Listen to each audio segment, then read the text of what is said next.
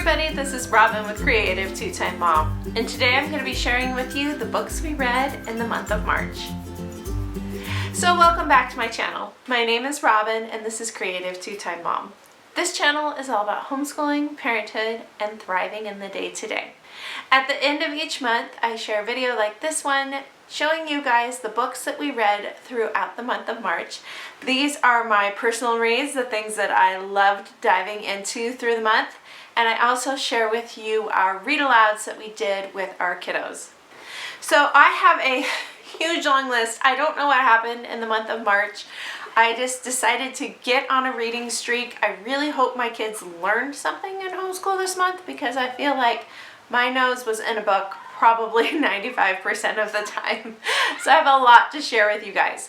However, I don't have a lot to physically show you. I'm going to insert some pictures because a lot of these books were library books. And that's just to encourage you that you don't have to spend a ton of money to find good books. Please, please, please don't look at this video and see all these books that I read and think that you have to go out and buy every single one of them. Utilize your public libraries. We do all the time. We constantly have a huge stack coming from our library, so please check that out. So the first book that I read this month was a book called Centered by Jason Brown. Now this book follows the story of Jason's life from a young boy where his family was separated. He grew up without a father in the home. His father was away working, trying to support his family. And so it follows his life from when he was very, very young on through his growing years and how central and important faith was in their family. It followed him through his college years and his football career, and then on to becoming a rising star in the NFL. It was at this point that he really felt like his marriage was being challenged. He was losing his relationship with his kids. He realized he'd lost his way as far as his faith goes, and he heard the Lord say to him to walk away. And it was like, well, what does that mean? This is my job. This is what I do. This is how I support my family. What do you mean walk away? What's next, God? And he and his family now own a farm. He said in the story, he's like, I'm not a farmer. I don't know what I'm doing. They are now farming and they give away everything that they grow. They support their family with it, but then anything above and beyond what their family can use goes into food banks. And this has become his ministry. He travels all over the place and speaks. So this is the story of their family and how the Lord really grew that faith in them, and they returned to him by just shifting their focus. You know, life has a way of shifting our focus, and they really worked to solidifying that relationship and pulling that focus back to the Lord. This was a review book, so I'm going to link my full written review down below if you want to check it out. But I have to say that this book really challenged me. Sometimes in life we can just really lose focus on God. We can lose focus on our faith. And so this is one of those challenging reads to remind us what's really important, what's our priorities in life, and where we're really going to be fulfilled is in the plans of the Lord. The next book I read in March was called Adventuring Together. This is one of those books that has been on my wish list for a really long time, and I happened to check Amazon Prime and it was free with Amazon Prime, so I snatched it up right away, and I read it probably in 3 or 4 days. I loved it. It was a good reminder to get out and seek adventures with your kids. One of the running themes in my parenting journey the last couple of years has been adventuring with my kids. Going on hikes, going on bike rides, finding waterfalls, lots of swimming adventures in the summer, finding lakes, finding these little special spots that build those family memories. And that's so much of what the author talked about, is going out, getting out of your comfort zone, seeking adventures. It was a really quick read and a good reminder to just get out there. I know sometimes my own hesitation, my own uncertainties can hold me back. So it was a good, encouraging read that keep going. You are building a family culture. That's one of the things that we've really been looking at the last couple of months. What kind of family culture do we want to build? And building those memories together. The third book that I finished in the month of March was the Relationship Goals Challenge. And now I mentioned in my spring reading list that I'm always looking for a good marriage book. So when this one popped up for review, I thought, yep, I'll check it out. This one reads a lot like a devotional where there is a separate topic for each chapter. And what I found out later is that it actually goes with a book also entitled Relationship Goals.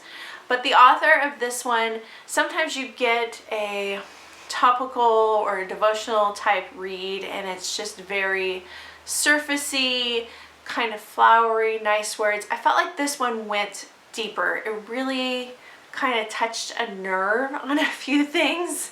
And then what I really liked was that at the end of each section there is sort of homework. There's questions to discuss with your spouse and there's space to journal on those questions, and really just the mental processing of how do you grow in relationship with the Lord, and then how do you share that with each other so that you can encourage each other and you can build stronger marriages by being healthier people. So some of it would focus on ways of working together, but some of it was sharing dreams and sharing goals that you might have personally with your spouse, because sometimes I know that we get in this routine of thinking, well, they should know, but they don't know if we don't share it with them. The really good thing about that was that it really encouraged couples to share with each other what you're thinking, what the Lord's doing in your heart, what the Lord is challenging you in. I will leave my full written review for that one down below. My fourth book in the month of March was As the Tide Comes In by Cindy Woodsmall. Now this was a joint project between Cindy Woodsmall and her daughter-in-law, Erin Woodsmall. I have read some of their work that they've done together before, and they are both such talented authors. This has been a book that's been on my wish list for a really long time and just happened to pop up in my library. So like I said, utilize your library, you never know.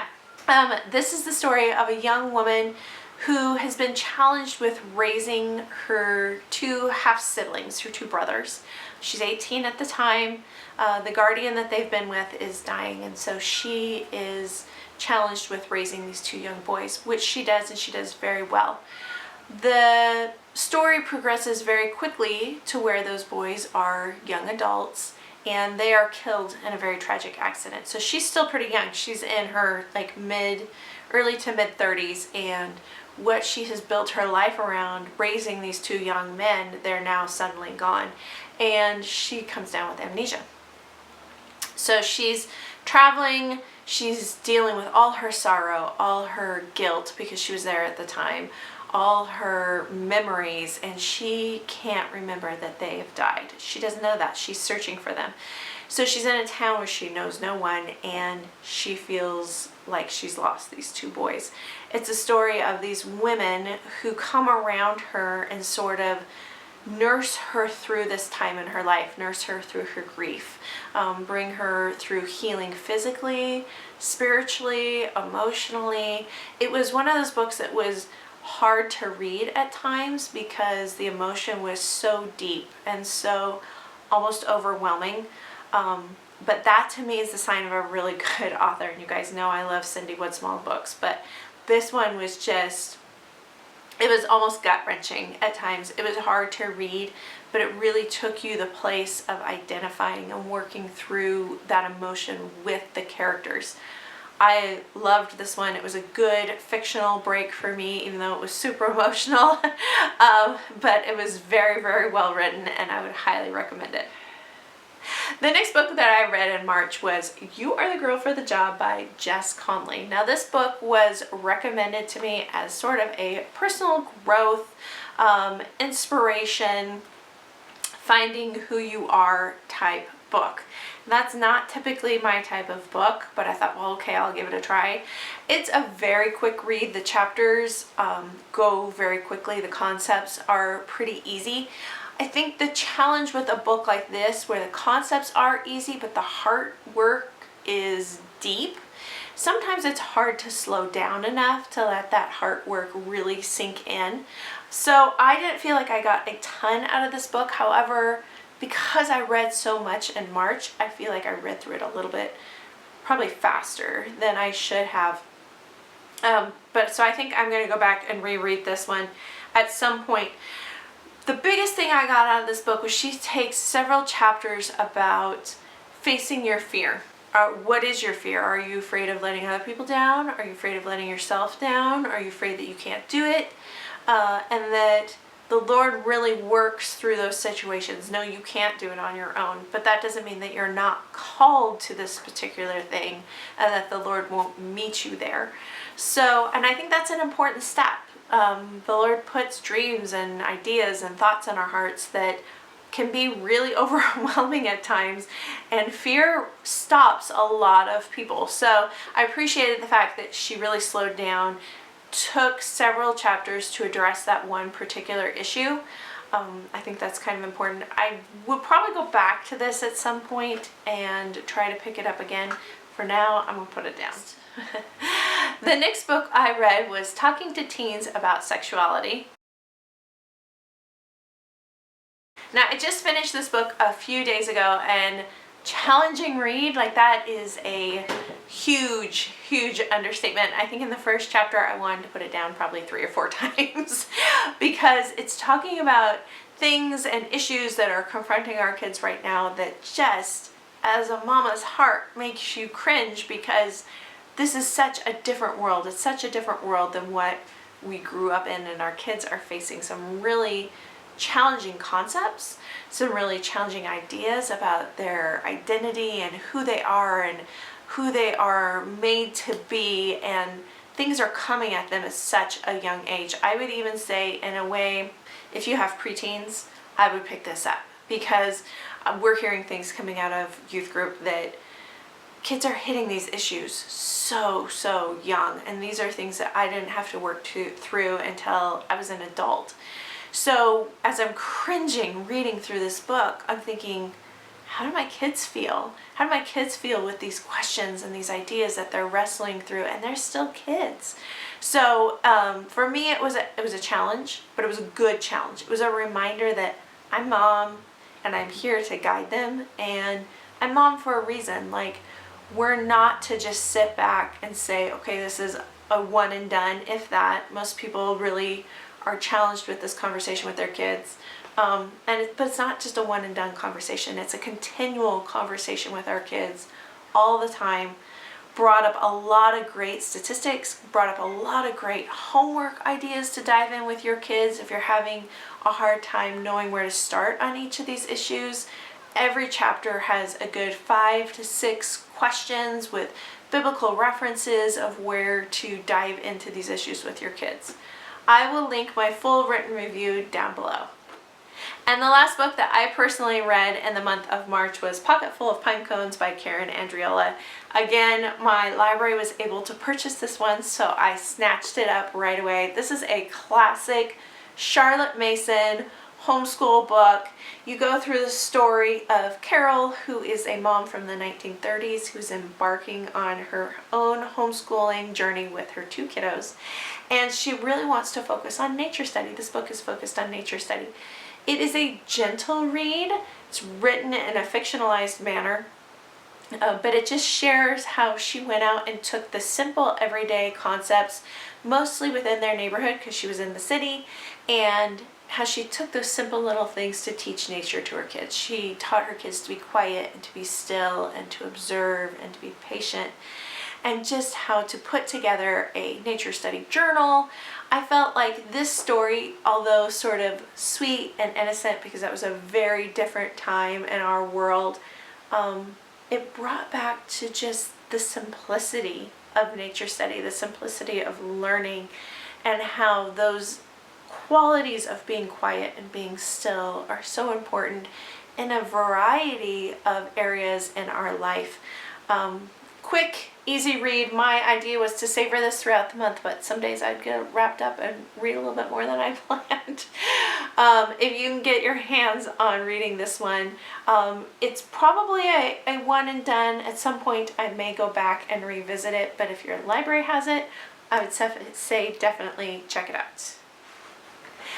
As far as read-alouds go, we did 2 read-alouds in the month of March. The first one is from the Heroes of History series. This is Theodore Roosevelt.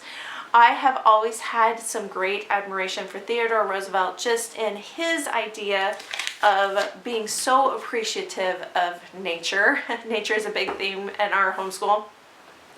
But I love this series. They give enough information and they focus on a lot of the good parts of the person's character. I won't say that it's completely one-sided, but the good parts of their character is definitely weighted more than maybe some of their challenges or their issues.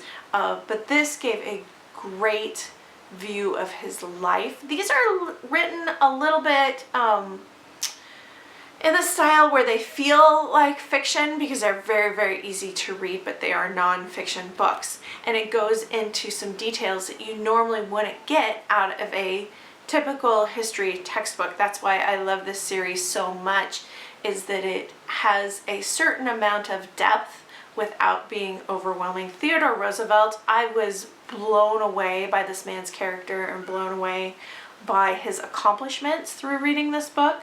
If you don't know a whole lot about him, I would definitely pick this one up. And if you get a chance to purchase any of the Heroes of History's book, they are well worth the investment.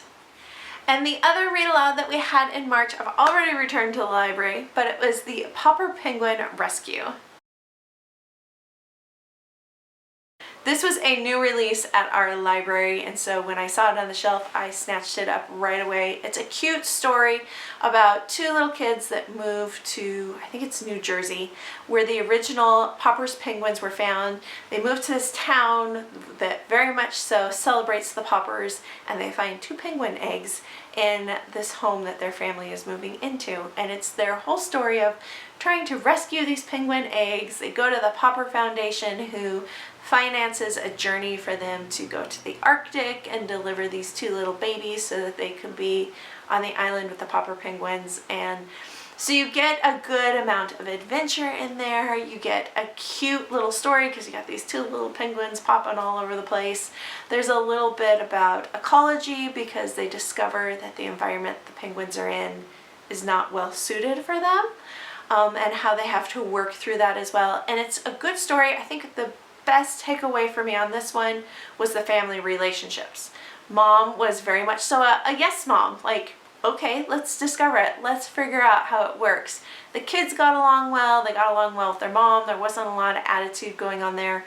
It's not as good as the original Pauper's Penguins, but it was a cute little continuation of the story, and I really appreciated the family aspect. So that's all the books that we read in the month of March. I am looking at this list thinking, let's slow down in April. I think I have a little bit of spring fever with homeschooling, and so we've been doing a lot of reading lately. As far as what's coming next, I am picking up on my spring reading list, and I have started Raising Grateful Kids by Kristen Welch. And our family read aloud right now is called A Night Divided, because we are studying the Berlin Wall. I will have both of those to share with you at the end of April.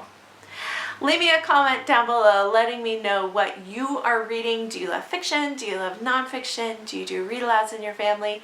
I'm always looking for new ideas. I hope you guys enjoyed this one, and we'll see you next time. Bye, guys.